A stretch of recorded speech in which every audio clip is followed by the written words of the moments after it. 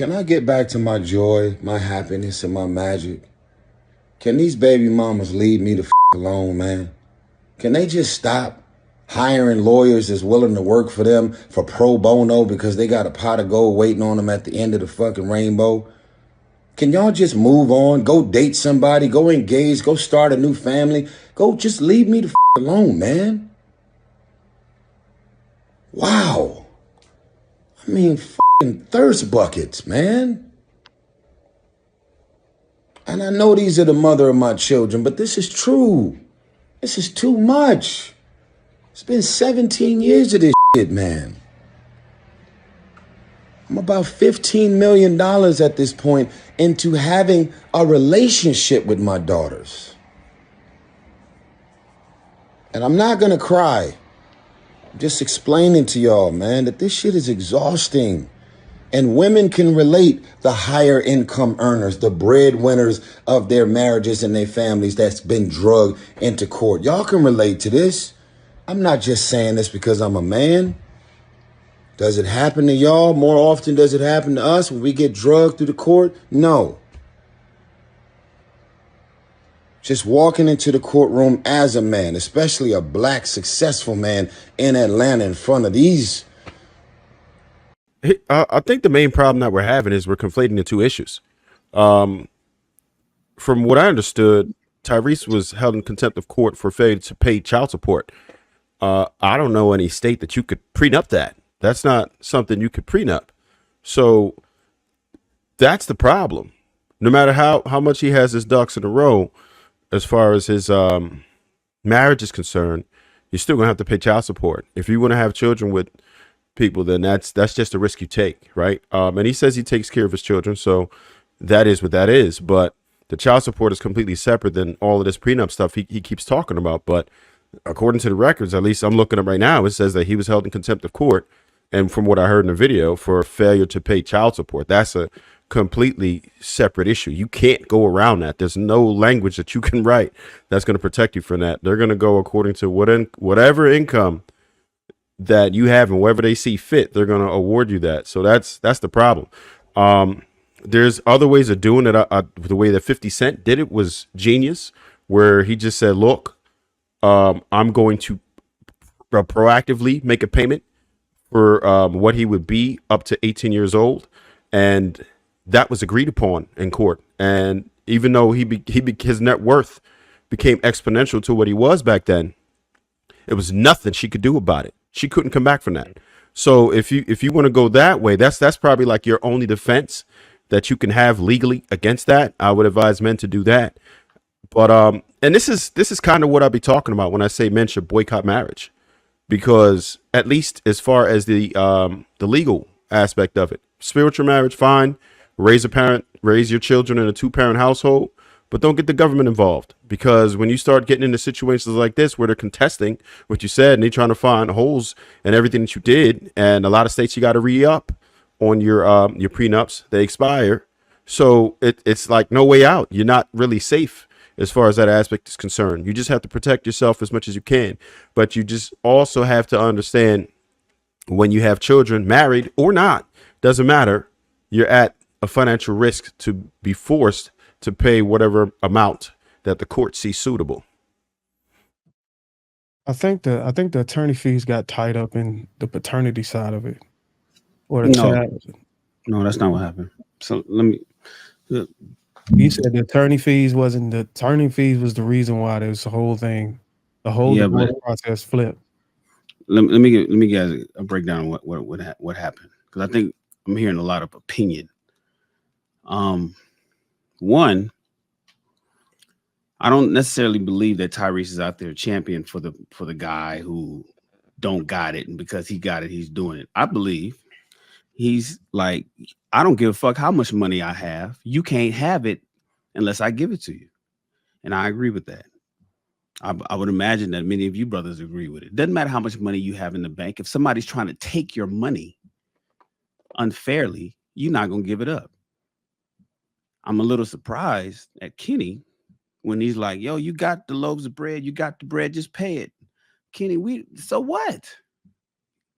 We don't pay if we don't owe. And it doesn't matter how much I have.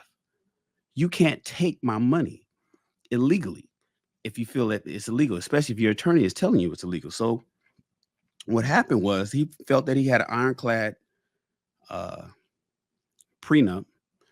And in the prenup, it mentioned that if it goes uncontested, then or versus contested, then that's when the attorney fees are paid. So what happened was they had an arbitrator. This woman had ruled that the divorce was uncontested, and it wasn't. The divorce, Samantha contested it. She went against it. And so if it was contested and if she didn't like the deal, then you pay your lawyer fees and we go to court, and I pay my lawyer fees and we go to court because you're contesting the divorce. But the arbitrator, this woman, this is way back in the early days, before the judge even got on board, before it had just fucked up and just said, this is an uncontested divorce. Tyrese believes that it was a conspiracy of some sort. You know, it's like, oh, this is a big fat whale that we can just, we can all just eat off of. The divorce should not have ever been ruled by an arbitrator, just them three, plus the lawyers, that the divorce was uncontested. It was absolutely contested. But the thing is, when this arbitrator said that the divorce was uncontested, they rolled with it. That determination should have been reversed, and this would have never happened. From the beginning, it was Samantha was contesting this shit, but because of that one little tick box of that arbitrator saying that this is an uncontested, everybody's fine with it, divorce, all the fees went on Tyrese. Yeah, it was an error. Yeah. The next, well, it wasn't necessarily, well, it was an error on the arbitrator's point. Yeah, it was an error on the arbitrator. Yeah. And he had Yeah. And so it was like, damn, wow. And every lawyer that you would speak to would say, what the fuck was this arbitrator thinking? The thing is, the judge who could have said, have another arbitrator do it or have that arbitrator redo it, didn't do that. He told Tyrese to appeal it. It was almost like crooked. Like, damn, y'all, wait a minute. What are you talking about? Uncontested. What do you mean that we are cool with this divorce? She doesn't like it. So she's contesting me. What are you talking about? Yeah, it's uncontested, but she's still gonna fight you in court. It was an oxymoron in its nature, but they rolled with it. So when they got to court, based on her income and based on his income at the time, because he wasn't doing the movies, there's a few things he wasn't doing at the time. It came out to be that the child support was supposed to be around $2,400, around $2,500. He tried to do the 50 cent thing. Chris Brown did that too, with his oldest daughter in Texas. Chris Brown went to Texas and put himself on child support. That she didn't like that. She wanted to bring it to California. The same thing that Shawnee O'Neal did to Shaq. Bring that divorce over here to California because California gonna get the women paid. Don't do it in Florida. Shawnee wasn't gonna get no money in Florida. You don't get no money in Texas. Texas got a cap across the board. Doesn't matter if you're a tycoon billionaire. Child support $2,500. Now there's no cap in Georgia, but based on their individual income, Samantha was only supposed to get around $2,400. What the judge did, the same judge that allowed that uncontested ruling from the arbitrator to continue, which shouldn't have happened, turned around and said, well, how much are you paying the child support for your daughter back in California with your first wife? And it was like, okay, I'm paying her $10,000 based on California law. The Georgia judge said, oh, you know what? That sounds good. That sounds cool here. I mean, I know our calculator in our child support, whatever, where you punch the numbers in and figure all the shit out and put it all in the computer and it spits out the final number, says $2,400, but you paying 10 grand to your baby, to your older daughter and your old ex-wife. Fuck it, go ahead and pay 10 grand out here. And it was like, what? This ain't California, number one. This is Georgia. The calculator says I'm supposed to pay $2,400. How you just gonna summarily add $7,500 to my child support because judge says, I think you got it? That ain't got nothing to do with child support, according to Georgia law. This looks like a pseudo version of alimony that you're giving her. He hated that. The $20,000 number, he never had to pay $20,000. Samantha went to try to get it raised to $20,000 last year. He's always had to be paid $10,000. He's always been ordered to pay $10,000. Sometimes he paid it, sometimes he didn't. And so then last year he kind of stopped paying it. And he was, because he's back on the, I was never supposed to pay $10,000 in child support to Samantha to begin with here in the state of Georgia. Here in the state of Georgia, I was only supposed to pay $2,400. And the judge just said, fuck it, since you're paying your baby mama number one 10 grand, I'm gonna have you pay your baby mama number two 10 grand also here in Georgia, even though our Georgia laws ain't the same as California, but you got it, so fuck it. And that, with all those things happening, then you got the whole divorce and what she did and why she did it, and it's a no fault divorce. All these things, Tyrese is like, y'all, this is a shakedown. Y'all gonna shake me down? I mean, I'm gonna fight for the men that need help, that don't have a voice and all of that, but that ain't the main reason. Me personally don't think that he's fighting. Nobody wants to get shaken down. It's like, wait a minute. First of all, we shouldn't even be in court. This is a contested divorce. She's supposed to pay. She got 3 law firms. She's claiming that the law firms only paid her. I mean, that she's only paid $5,000 to the law firms. He had to give up He's supposed to give up $750,000, I think, last year. It's a shakedown from Georgia. Shout out to Georgia, but it's a shakedown. And he's like, y'all ain't gonna shake me down like that, not without a fight. So what's the catalyst for the contest? What do you mean? Why did she the arbitrator? Why did she contest? No, why did she contest? Because she didn't like the numbers. She didn't like the numbers. She didn't want $2,400 a month for the child support.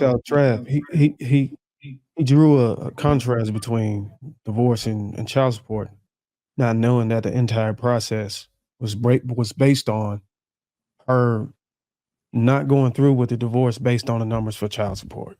Mm-hmm. And remember, they were only married 18 months. They were married about 2 years.